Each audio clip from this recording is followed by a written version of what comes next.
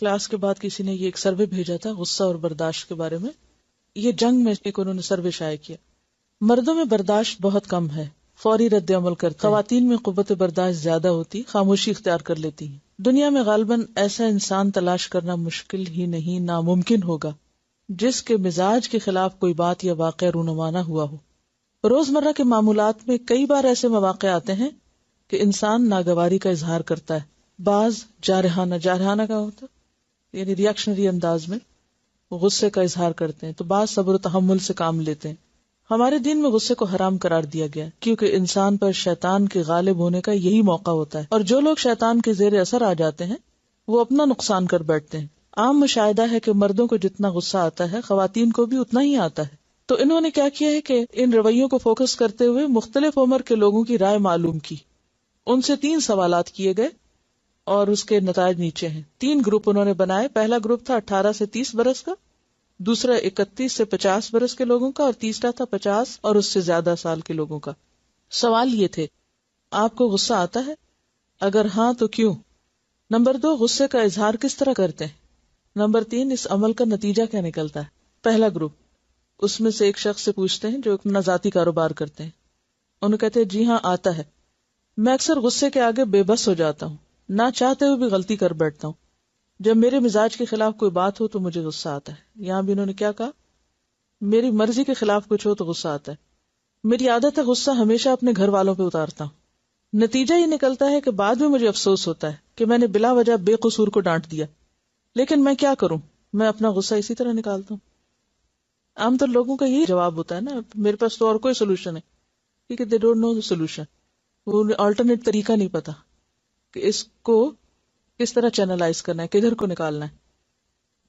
دوسرے گروپ میں ایک طالبہ ہیں، وہ کہتی ہیں جی ہاں جب سامنے والا اپنی غلطی پہ شرمندہ نہیں ہوتا تو پھر مجھے زیادہ غصہ آتا ہے. اس وقت میرا دل چاہتا ہے کہ سامنے والے کو اس وقت تک سناؤں جب تک اسے اپنی غلطی کا احساس نہ ہو جائے. مجھے کئی مرتبہ اپنے غصے کی وجہ سے شرمندگی کا بھی سامنا کرنا پڑا. دراصل میں غصے کو قابو کرنے کی کوشش کرتی ہوں، لیکن اکثر ایسا ہوتا ہے کہ غصے کے سامنے بے بس ہو جاتی ہوں اور بنا کچھ سوچے سمجھے لوگوں کو سنانا شروع کر دیتی ہوں. ایک اور طالب علم ہے، جی ہاں غصہ آتا ہے، دوستوں سے لے کر بہن بھائی سب پہ آتا ہے. ایک مرتبہ مجھے اپنے بہن پر غصہ آیا، میں نے غصے میں شیشے کا گلاس زور سے زمین پہ دے مارا. میری اس حرکت سے میری بہن کو تو کچھ نہیں ہوا، میرا ہاتھ زخمی ہو گیا، تو میں نے فوراً ڈاکٹر کے پاس جا کے مرہم پٹی کرائی.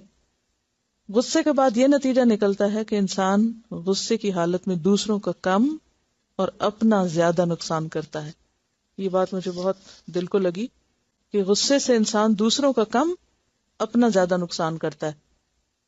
ایک اور طالبہ ہے، جی ہاں لوگوں کی غلط باتوں پہ غصہ آتا ہے. بعض اوقات ہم لوگوں کے غلط رویے، مثلا کسی نے غلط لین میں گاڑی کر دی یا کچھ اور، تو حالانکہ ہمارا اس سے کوئی براہ راست تعلق نہیں ہوتا، ہم ان کو دیکھ دیکھ کے یہ ایسے کیوں چل رہا ہے، یہ ایسے کیوں بیٹھ رہا ہے، یہ یہاں کیوں جا رہا ہے، بے وجہ غصے کیے چلے جاتے. بعض لوگوں کا کام کیا ہوتا ہے، وہ ڈرائیونگ کرتے ہوئے آس پاس کے لوگوں پہ بولے چلے جاتے ہیں.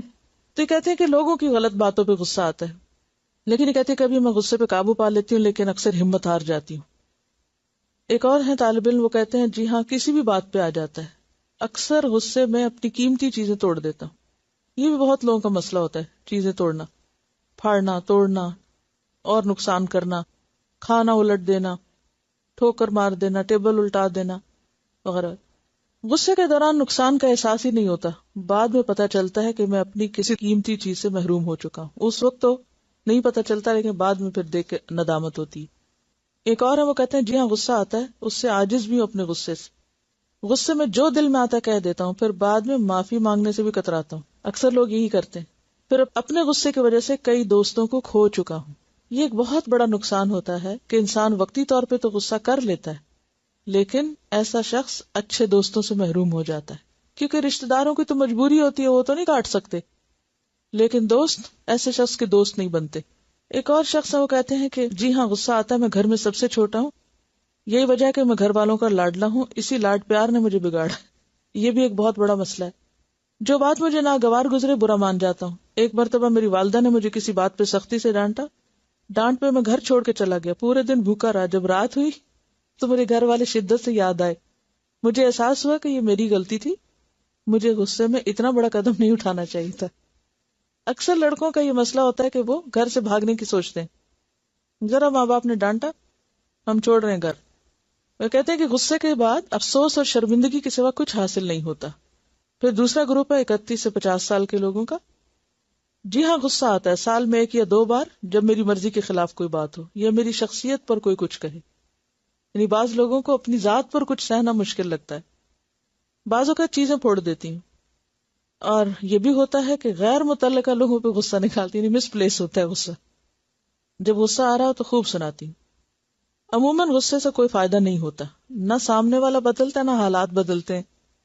1-2 منٹ خاموش رہ کر جس پہ غصہ آتا ہے اسے منانے کی کوشش کرتی.